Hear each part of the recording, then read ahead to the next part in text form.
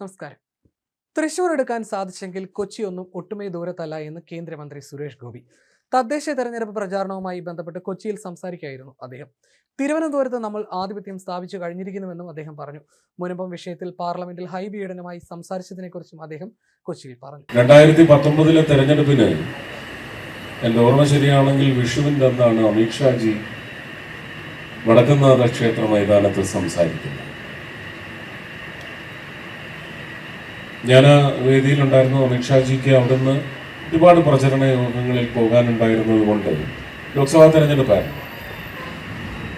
ഞാൻ സ്ഥാനാർത്ഥിയായിരുന്നു 2019. അന്ന് അദ്ദേഹം പ്രസംഗിച്ചു.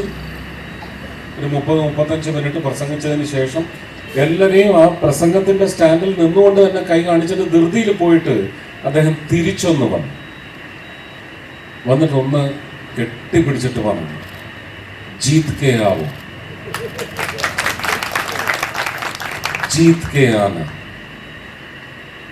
मारो, खत्म करो इन्हें എന്ന് പറഞ്ഞിടത്ത് എനിക്ക് ഈ മോദിജിയും അമിത്ഷാജിയും ഒക്കെ കെട്ടിപ്പിടിക്കുമ്പോൾ ഒരു ആത്മാർത്ഥതയാണ് ആണോ, ഒരു ശക്തിയോ, ഒരു എന്താണ്, ഒരു പിടുത്തമാണ്, കെട്ടിപ്പിടുത്തമാണ്, ചേർത്ത് പിടിക്കലാണ്. ആ ഒരു എനർജിയിൽ നിന്ന് അദ്ദേഹം പോയി. ഞാൻ മൈക്കിലേക്ക് കയറി പ്രസംഗിച്ചു. അവിടെയാണ് ഞാൻ പറഞ്ഞത്, ഈ തൃശ്ശൂർ എനിക്ക് വേണം, ഈ തൃശ്ശൂർ നിങ്ങൾ എനിക്ക് തരണം, ഈ തൃശ്ശൂർ ഞാൻ ഇങ്ങെടുക്കുക. അതൊരു ദിവ്യ മുഹൂർത്തമായിരുന്നു എന്നാണ് ഞാൻ വിചാരിക്കുന്നത്. കാരണം ഏറ്റവും ഡിഫിക്കൽട്ടായിട്ടുള്ളത് കണ്ണൂർ, കാസർഗോഡൊക്കെ ഒരു എന്താണ് between the cup and the lid, ആ ഒരു വ്യത്യാസത്തിൽ നിൽക്കുന്നതാണ്. തിരുവനന്തപുരം എപ്പോഴോ നമ്മൾ അവിടെ ആധിപത്യം സ്ഥാപിച്ച് കഴിഞ്ഞിരിക്കുന്നു. കണ്ണൂർ, മലപ്പുറം, തൃശ്ശൂർ ഒരേ പൊളിറ്റിക്കൽ ടിമ്പറാണ്. അസാധ്യം, നടക്കില്ല എന്ന് നമ്മൾ എത്രയൊക്കെ പ്രയത്നിച്ചാലും ആ പ്രയത്നത്തിന്റെ ഊർജം കെടുത്താതിരിക്കാൻ നമ്മൾ സൂക്ഷിച്ച് ഇല്ല നടക്കും എന്ന് ഇല്ല, അങ്ങനെയും പറ്റില്ല.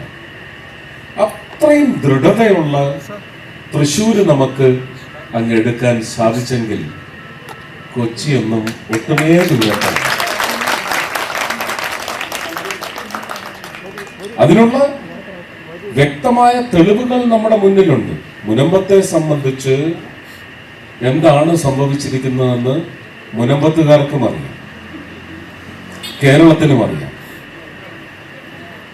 ഹൈബി ഈഡൻ ചർച്ച പാർലമെന്റിൽ നടന്നുകൊണ്ടിരിക്കുമ്പോൾ എന്നോട് പുറത്ത് ലോബിയിൽ എന്നോട് വന്ന് പറഞ്ഞതാ, ചേട്ടാ മുനമ്പത്തിനെ കയറി ചേട്ടൻ തൂക്കിയല്ല, ഇതിൽ ചേട്ടൻ തോക്കും, വീഴും. ഞാൻ തിരിച്ച്, എനിക്ക് അവനെ എടാ പോടാന്ന് വിളിക്കുന്ന ഒരു ബന്ധമാണുള്ളത്. എന്നെ ചേട്ടാന്നല്ലാതെ ഇന്ന് വരെ സുരേഷ് ഗോപി എന്ന് വിളിച്ചിട്ടില്ല, ചേട്ടാന്നേ വിളിച്ചിട്ടില്ല. ഇപ്പോഴും അങ്ങനെ തന്നെ.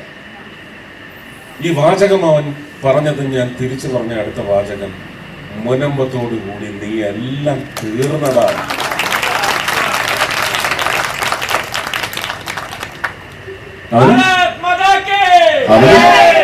അവന് പുലിക്കുട്ടിയാണ്. ഇപ്പോഴും അവൻ പറഞ്ഞു, നമുക്ക് കാണാം ചേട്ടാ, നമുക്ക് കാണാം. അന്ന് വൈകുന്നേരം തന്നെ നമ്മൾ കണ്ടു. അന്ന് അതേ പാർലമെന്റിൽ ഞാൻ പറഞ്ഞു, നാളെ മുങ്ങിത്താഴും, രാജ്യസഭയിലും കൂടി ഇത് പാസ്സായി വരുന്നതോടുകൂടി ഈ പറയുന്ന 4 അക്ഷരം അറബിക്കടലിൽ മുങ്ങിത്താഴും എന്ന് പറഞ്ഞു. തൊട്ടടുത്ത ദിവസമാണ് അത്. പിന്നെ മുന്നേ പറഞ്ഞു, എന്നെ അല്ല വിളിച്ചത്, മുന്നേ പറഞ്ഞു എന്നല്ല, ബ്രിട്ടാസ് പറഞ്ഞു, എന്നെ അല്ല വിളിച്ചത്, വേറൊരാളെയാണ്. പക്ഷേ സുരേഷ് ജി അങ്ങ് എഴുന്നേറ്റ് എനിക്കെതിരെ ആക്രോശിച്ചപ്പോൾ എല്ലാവരും വിചാരിച്ചു സുരേഷ് ജിയാണ് പറഞ്ഞതെന്ന്. അതുകൊണ്ടങ്ങനെ പറ്റിപ്പോയതാണ് എന്ന് പറഞ്ഞെങ്കിലും കർമ്മ റിട്ടേൺസ്, കർമ്മ മടങ്ങി വരും, മടങ്ങി ചെന്നു എന്ന് ലോകം മുഴുവൻ മുന്ന എന്ന് വിളിക്കുന്നത് ആരെ? ഇതാണ് ദൈവാധീനം എന്ന് പറയുന്നത്. ആ ബ്രിട്ടാസിന് മറുപടി കൊടുക്കുന്ന കൂട്ടത്തിൽ വെറുതെ ഈ പറയുന്ന മുനമ്പം വിഷയം മാറ്റി മറച്ചു വെക്കാൻ വേണ്ടി എമ്പുരാനെ എടുത്തിട്ട് അതും ഒടിച്ചു കൊടുത്തു. പക്ഷേ അനുബന്ധമായി ഞാൻ പറഞ്ഞു, ഇന്നലെ ഞാൻ ലോക്സഭയിൽ പറഞ്ഞത് ഇത് മുങ്ങി താഴും എന്നാണ്.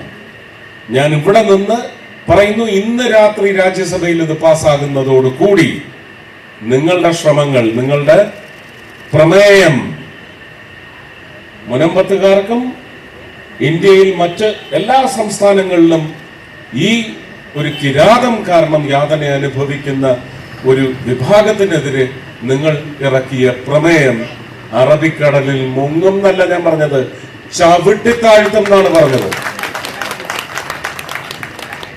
അന്ന് വെളുപ്പിന് രാജ്യസഭയിൽ അത് പാസ്സായി 2:30-3 മണിക്കാണ്.